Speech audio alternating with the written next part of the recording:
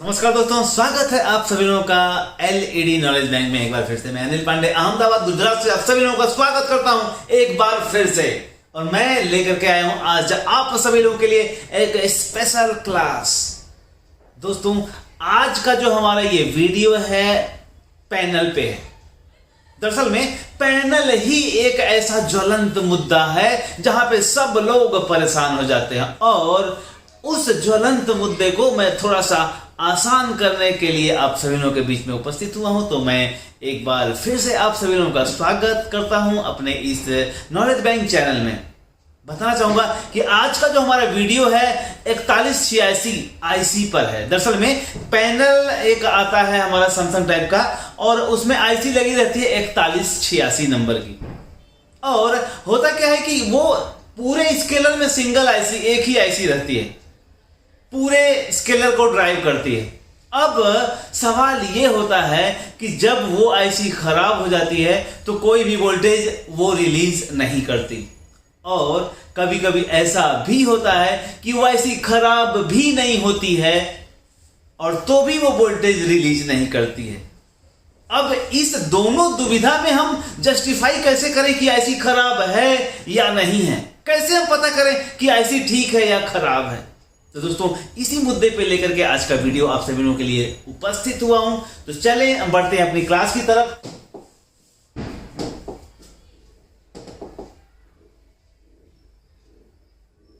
देखिए, मैं इस आईसी की बात कर रहा हूं। जिस भी पैनल में ये आईसी रहती है, इसी एक आईसी पे सारी आईसीओ का लोड आ जाता है। Level shifter IC, timing control IC, DC to DC IC, gamma IC, सारे वोल्टेज इसी आईसी से निकलते हैं। अब अगर ये स्थिति रहेगी तो जाहिर सी बात है इसकी हालत थोड़ी सी पतली तो हो ही जाएगी। अब होता क्या है कि जब जिस पैनल में ये आईसी लगी रहती है वो पैनल कुछ इस तरह से दिखती है। देखें आप, इस तरह से वो पैनल दिखती है। ये स्केलर पीसीबी है जिसमें आईसी लगी रहती है। अब होता क्या है, ये आप देख पा रहे हैं गेट लाइन, यहां से लेकर के ये, और ये जो लाइन आप देख रहे हैं यहां से, ये आप देखें, ये हिस्सा और इधर का ये हिस्सा, ये दोनों हिस्से गेट लाइन की हैं। अब जब गेट लाइन में शॉर्टिंग होती है तो भी ये आईसी वोल्टेज निकालना बंद कर देती है। देखें आप कहां पे, इस स्लाइड को देखें। इस स्लाइड में आप देख पा रहे हैं कि ये जो इस सोर्स कोड की ये जो गेट लाइनें हैं, यहां से लेकर के और यहां से इधर वाली, ये दोनों तरफ की गेट लाइनें हैं। तो इसका पूरा विश्लेषण उसी स्केलर पीसीबी पे लिखा रहता है, परंतु कहां लिखा रहता है? साइड में लिखा रहता है। यहां पे देखिए, यहां बताने का प्रयास किया गया, मार्क करके दिखाया हुआ है कि यहां इस तरह से यहां का डिफिनेशन यहां पे लिखा रहेगा। अब हमको इसमें काटना होता है सिर्फ CKVB1, CKVB1 वाली लाइन काटनी होती है। अब समझ में नहीं आता कि यार CKVB वाली लाइन कौन सी है।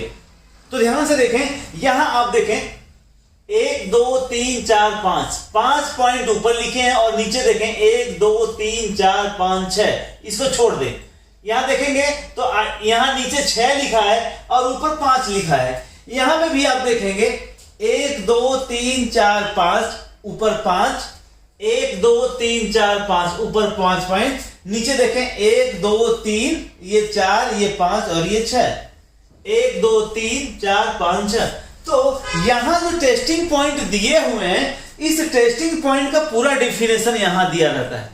अब होता क्या है कि हमको इसमें से काटना है CKVB1, अर्थात नीचे वाली लाइन में से चौथा नंबर। देखें यहां पे, नीचे वाली लाइन में से चौथा नंबर 1 2 3 4, ये पॉइंट हमको कट करना है। कौन सा पॉइंट है उसको मैं दिखाने का प्रयास करूंगा अगली स्लाइड में। जो हम कट करते हैं वो पॉइंट कौन सा है आप देख सकते हैं यहां पे। जिस पॉइंट को कट करना होता है उसको हम पहले साफ करते हैं निकिल से। निकिल जो लगी हुई है उसको हम नाइफ से साफ करके और क्लीन करते हैं। क्लीन करने के बाद वो जो शेफ दिखेगा कुछ इस प्रकार दिखेगा। देखें,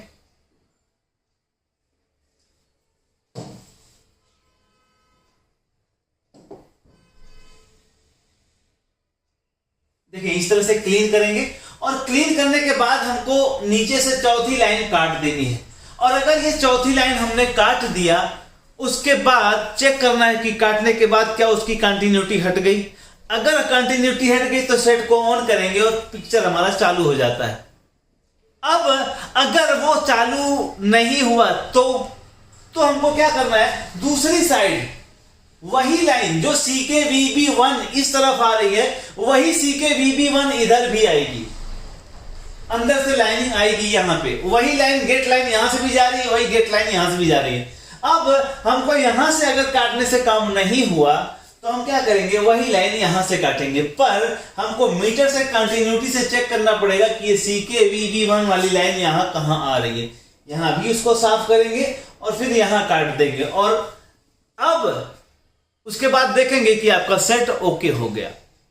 दरअसल में इस आईसी पे इतना लोड रहता है कि अगर पैनल में थोड़ी सी भी कहीं स्पार्किंग या शॉर्टिंग होती है तो ये ऐसी सारे वोल्टेज निकालना बंद कर देता है।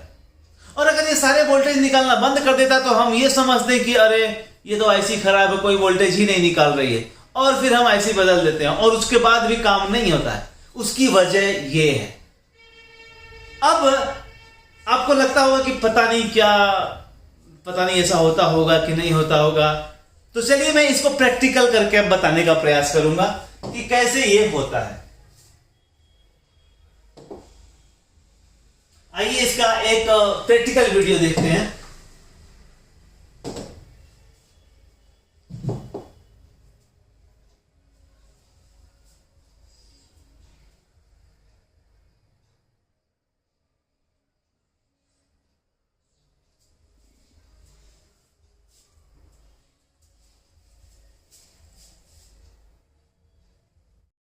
SAM 4186 नंबर की आईसी होती है और उसमें जिस समय सारे वोल्टेज गायब हो तो क्या करना चाहिए उस पे मैं वीडियो लेकर के आया हूं। तो ज्यादा समय न लेते हुए चलें अपने वीडियो की तरफ रुख करते हैं।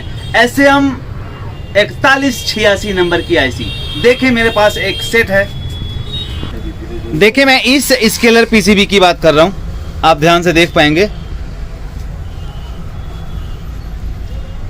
SAM 4186। जी दोस्तों, ये देखें गेट लाइन है जो आप देख पा रहे हैं, ये गेट लाइन, और ये सिग्नल की लाइनिंग है जो टाइमिंग कंट्रोल आईसी से आती है, और ये भी गेट लाइन है साइड में।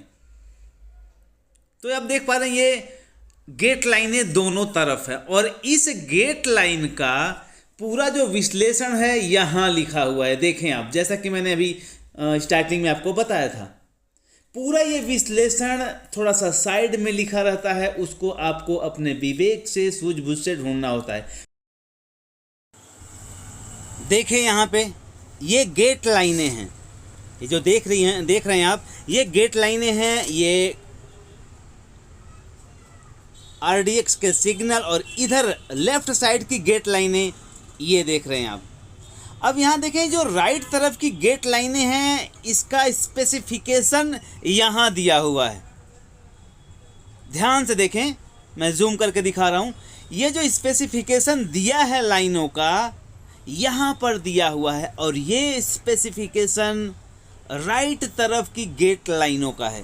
देखें यहाँ पे ऊपर आपको 5 पॉइंट नज़र आएंगे और नीचे आपको 6 पॉइंट नज़र आएंगे, और ये सारी गेट लाइनों में से हमें कुछ लाइनों को काटना होगा, और वो काटना होता है CKVB1 अर्थात।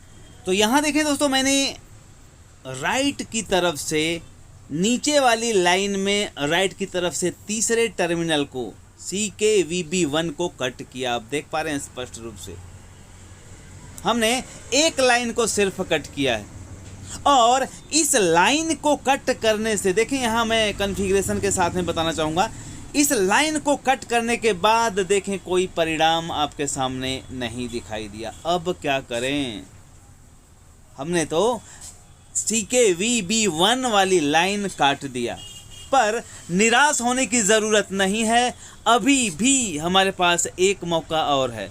हम अब क्या करेंगे, लेफ्ट की तरफ से उसी लाइन को काटेंगे, CKVB1 यहाँ भी आएगी लाइन, और जब हम उस पर कंटिन्यूटी से चेक करेंगे, जिस लाइन को हमने काटा है वही लाइन हमको यहाँ प्राप्त होगी इस टर्मिनल पे जहाँ मैंने साफ किया है।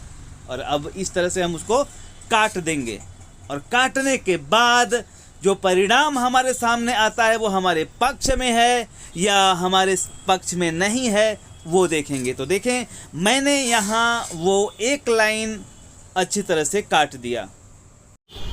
हमने यहाँ की लाइन कट किया, आपने देखा एक लाइन। कौन सी लाइन कट किया है? यहाँ पे बताया गया CKVB1 वाली जो लाइन है उसको हमने यहाँ कट किया। यहाँ पे दिया है 1 2 3 4, चौथे नंबर पे हमने नीचे वाली लाइन पे चौथे नंबर पे गिना 1 2 3 4 और इस चौथे लाइन को हमने काट दिया। परिणाम हमारे पक्ष में नहीं रहा। फिर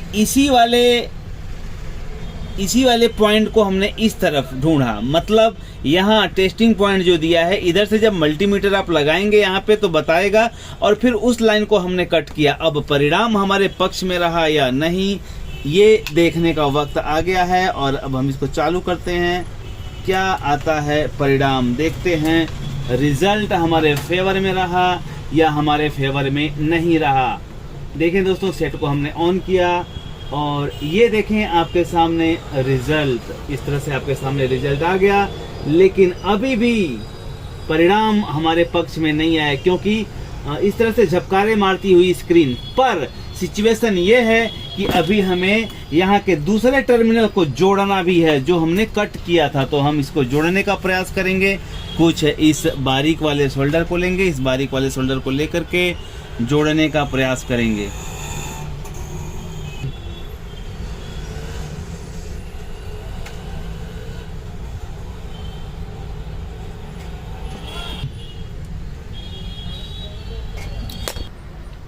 देखिए दोस्तों, ये मैंने लाइन जोड़ दिया है। हालांकि ये लाइन थोड़ा फिल्मी अंदाज में जुड़ गई है, बहुत ही मोटे तरीके से, पर मसला ये है कि अपना काम होना चाहिए, चाहे वो फिल्मी अंदाज हो या कोई भी अंदाज हो।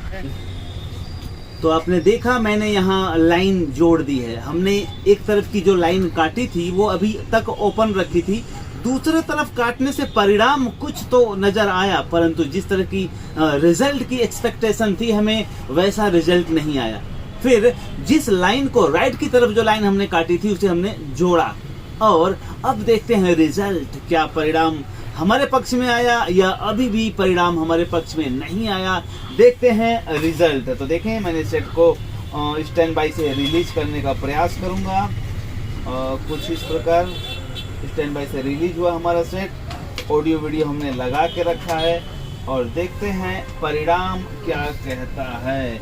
Oh my God, beautiful result. देखें कितना बेहतरीन रिजल्ट आ गया आपके सामने। ये एक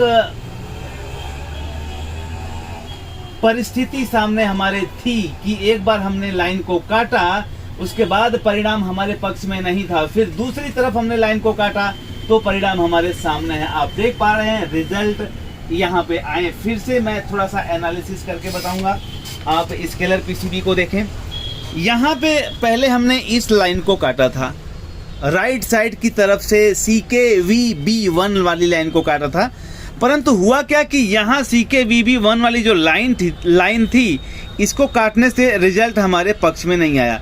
फिर हम वहाँ पे इस लाइन को जूम करके आप देख पा रहे हैं, देखें इस लाइन को हमने वापस काटा तो परिणाम हमारे सामने आ गया, परंतु रिजल्ट फिर भी थोड़ा सा अनएक्सेप्टेड था। और फिर वापस जब हमने इस लाइन को जोड़ा तो रिजल्ट आपके सामने है जो आप देख पा रहे हैं। तो ये 4186 वाली जो आईसी है ये सारी आईसीओ को एक साथ लेकर के बैठी रहती है। सारी आईसीओ का समावेश इसी में दिया हुआ है और अगर यहाँ पे कोई वोल्टेज प्राप्त नहीं हो रहा है तो हमेशा समझ लें कि पैनल के अंदर शॉर्टिंग है। और अगर वो शॉर्टिंग हमारे काटे हुए लाइन के अंदर फंस जाती है तब तो ठीक है, परिणाम हमारे सामने आ जाता है, परंतु अगर उस लाइन में वो शॉर्टिंग नहीं आती है तो फिर हमें दूसरी तरफ कटिंग करके ठीक करना पड़ता है। तो आपने देखा इस 4186 की लाइन को लाइन कट करके CKV वाली लाइन में, गेट लाइन में जो CKVB1 वाली लाइन है, कट करके कैसे परिणाम लाते हैं आपने इस वीडियो में देखा दोस्तों। तो मैं लास्ट में कहना चाहूंगा दोस्तों कि तेजस्वी सम्मान खोजते नहीं गोत्र बतला के, पाते हैं जग में प्रशस्ति अपना कर्तव्य दिखला के। हीन मूल की ओर देख जग गलत कहे या ठीक, वीर खींच करके ही रहते हैं इतिहासों में लीक।